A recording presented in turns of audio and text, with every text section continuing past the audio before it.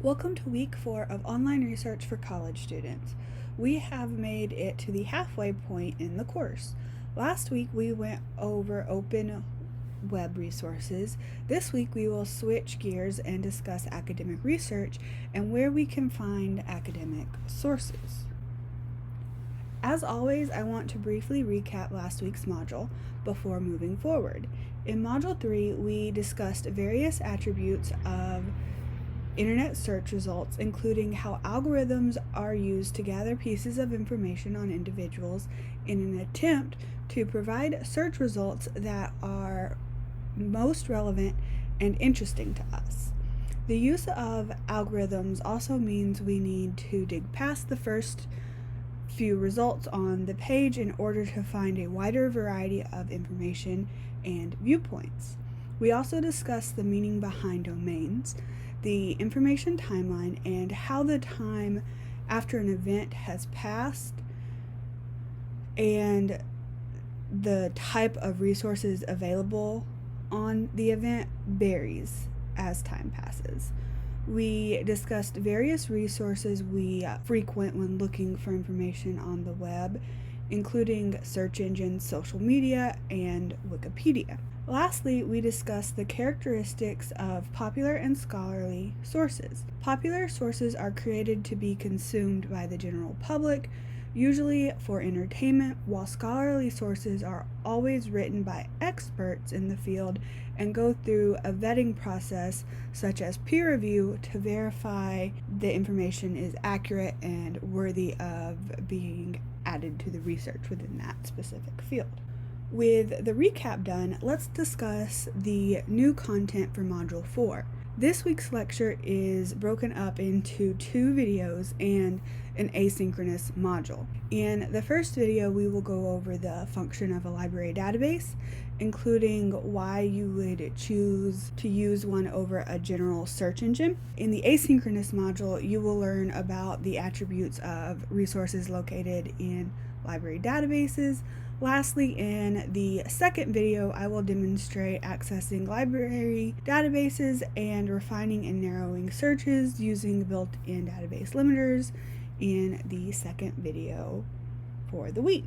Last week, I showed you this chart from Head and Eisenberg's study, which indicates that people tend to frequent Google, Wikipedia, and Friends when doing general everyday research, with scholarly databases appearing in the middle of the pack and libraries and librarians making the bottom of the list.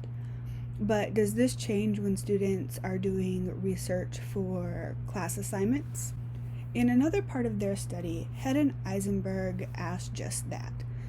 The list changes a little, with course readings making the top of the list. Search engines are still at the top as well, but you will notice that scholarly databases have jumped way up the list, going from 40% in 2009 and 60% in 2010 to 88% in 2009 and 94% in 2010 when looking at where people go for course-related research as opposed to where people go for general research. Wikipedia makes the middle of the list here, and library shelves and librarians still fall towards the bottom of the list. Part of the reason here is that people tend to stick with what they know and also don't always know exactly what libraries have to offer.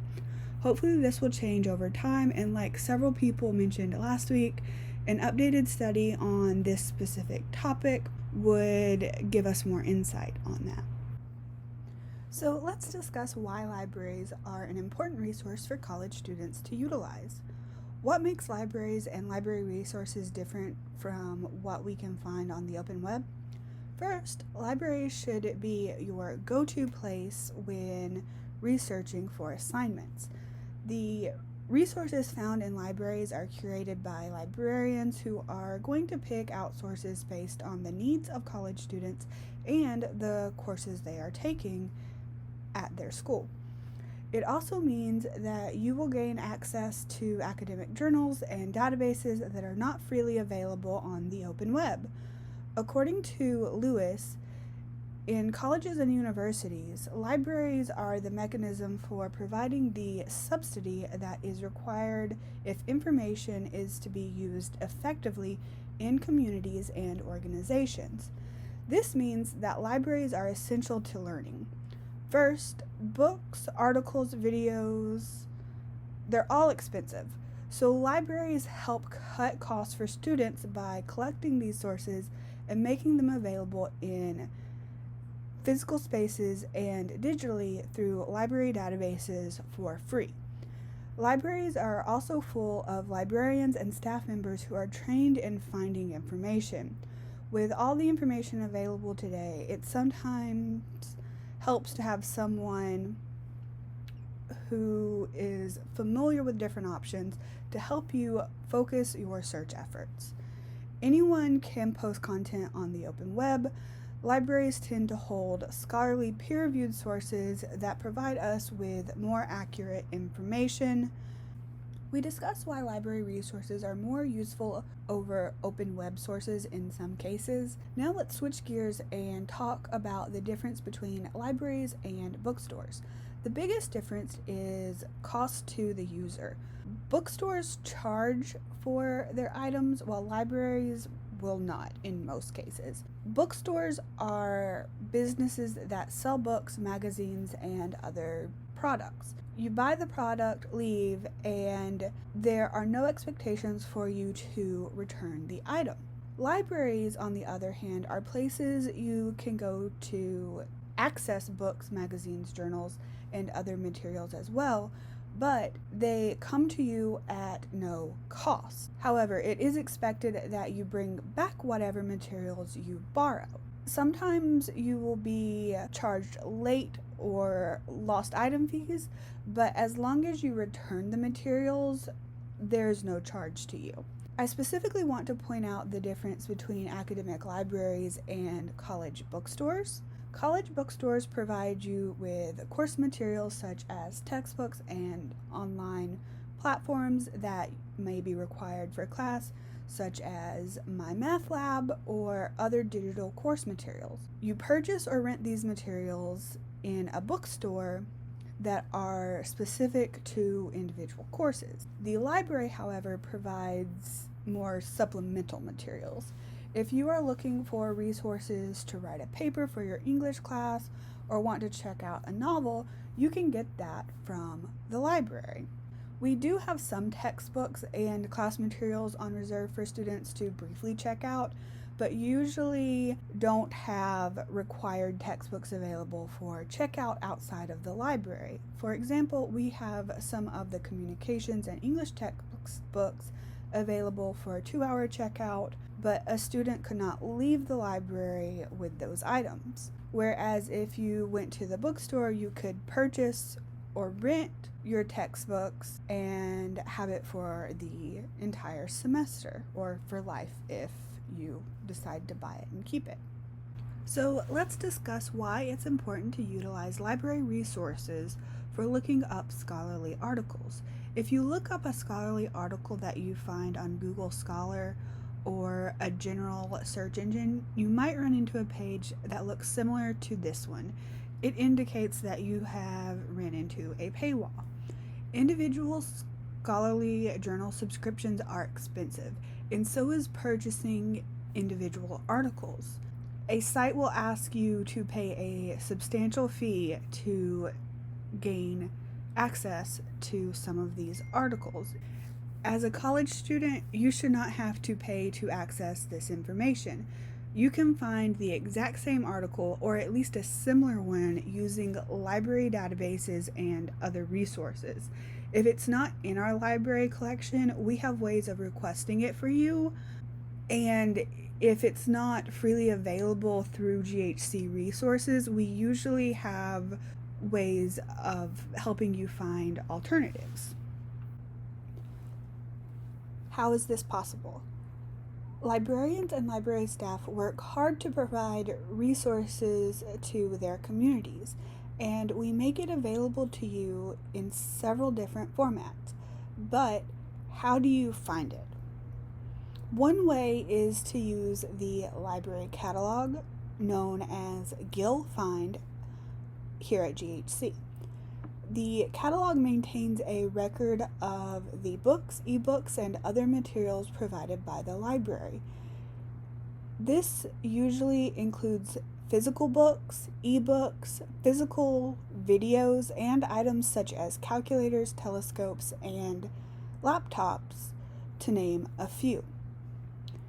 Another possible option is to search for materials using a discovery layer, which you will know as Galileo. A discovery layer unifies the catalog with the articles and most other materials available through a library into one search location. Note that I said most. It does not capture everything. Databases are created by different vendors, and databases with different vendors don't always communicate well with each other. So, for example, Galileo was created by a vendor called EBSCO.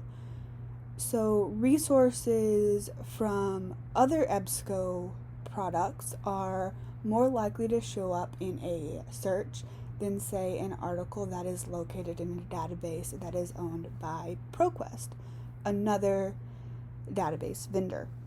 Therefore, we sometimes want to visit individual general and subject databases, which you will learn more about in the asynchronous library resource module assignment this week. As I mentioned on the previous slide, no library has everything, but we usually have ways to get materials to you that we don't own. Services like Gill Express and Interlibrary Loan help with this. If there is an article or a book you need, but it's not available in the book catalog or one of our databases, you have two ways of requesting it. You can request books from other USG institutions through Gill Express. If it's a book or article we do not have available at GHC or in other USG school libraries, you can request materials through Interlibrary Loan. Interlibrary Loan requests allow us to borrow books and articles from all over the world and share those with you. Books will usually be sent to your local GHC library for you to pick up, and articles will usually be sent directly to your GHC student email address.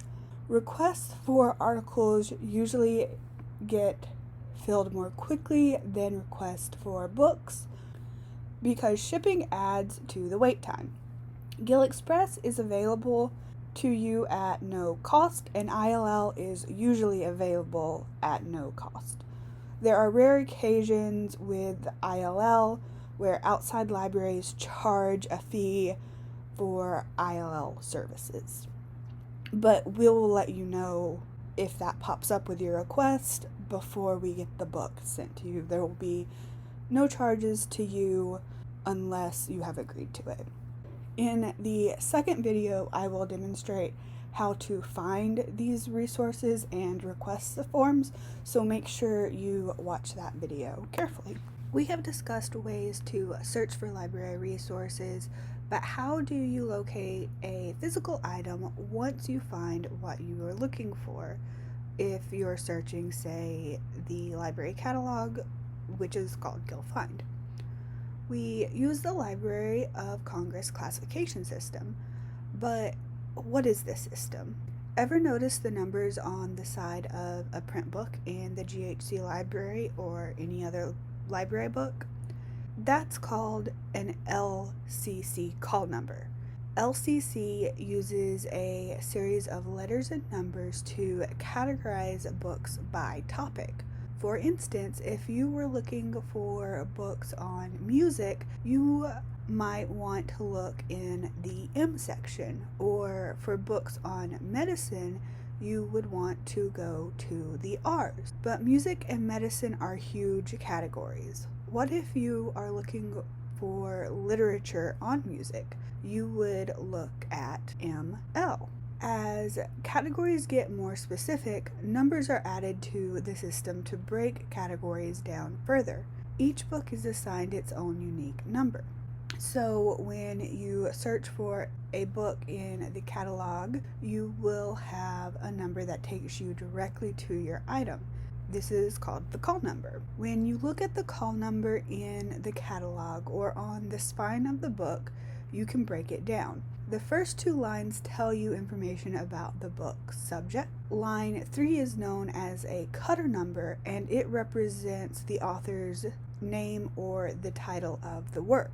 The last line of the call number will be the year the book was published. The full call number determines a book's location on a library shelf. You start by searching for the letter. Once you find the letters that you need, you move to looking for the number associated with the subject, then the cutter number, then the year. This is how you would locate the item on a shelf. It takes time to get used to the system, so if you are in the library and have trouble finding something, always walk up to the front desk and ask for help. That wraps up the content for our first video this week. Remember that you have 2 assignments due this week. First is an asynchronous module in D2L that will go over more of the specifics about library resources. You will go through the module and take the certificate quiz at the end. Download the certificate with your name and a passing score, then upload it to the assignment Dropbox in D2L by Thursday, September 8th at 11:59 p.m. Your second assignment is the academic source assignment. Like last week, you are asked to locate 4 sources that might help you answer your research question. The difference about this week's assignment is that you will use library resources to locate these sources. Fill out the assignment template, which is located in Module 4 in D2L, with the following information: the article title or chapter title of your source, if that applies, the book title or the journal title of your source, the author of your source, the publication date, the volume and issue numbers if you are referencing a journal, and the page numbers of your source, along with a stable URL or DOI. I will show you where to locate the URL and DOI in the second video, so make sure you watch that. If you have trouble locating anything, send me an email, stop by my office hours, or schedule an appointment with me. That wraps up the content for this video. Please be sure to watch the second video. It includes information you will need to complete this week's web source assignment. Please reach out with questions. You can send me an email, stop by my office hours, post to the class discussion board, schedule an appointment with me. In fact, there is now a button to schedule appointments with me in D2L. It's located in my instructor chat box on the D2L homepage. Have a great week.